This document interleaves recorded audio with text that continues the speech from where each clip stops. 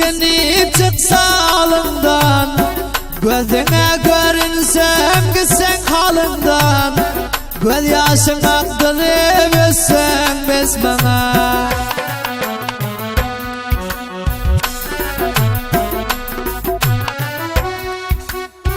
İlanımı eşitip merdimler gelsin, kalelerim payla garipler alsın.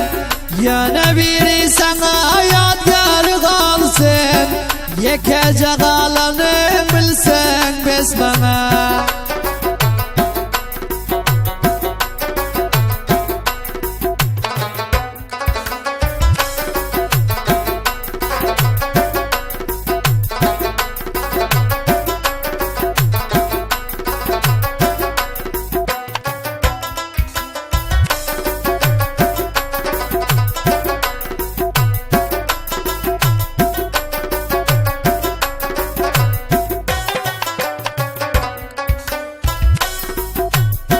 Son kaydalar kara yere tavsırıp, başucumda koy bir eksim yapsırıp, kalkan gerek yalancını kapsırıp, dünyadan öteni bilsen biz bana.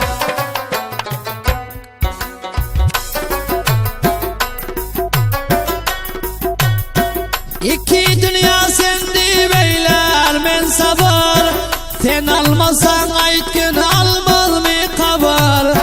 Ham fikre gidip köp verdin ceber, sen bolsan bolmasan istin biz bana.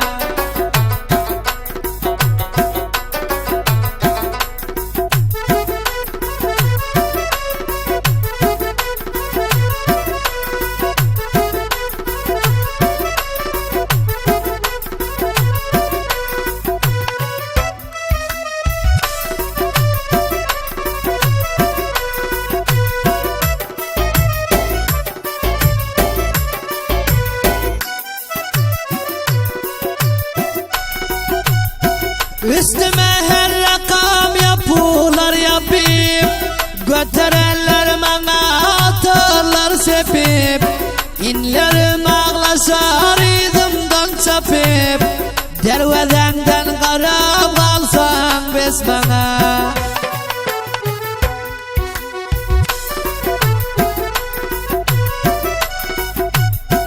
Cedaledir sana kurban bulvasım, köpene oralıp dursa bullaşım, komlarım ağlaşıp olan dadaşım, zahir diyel karab dursan biz bana.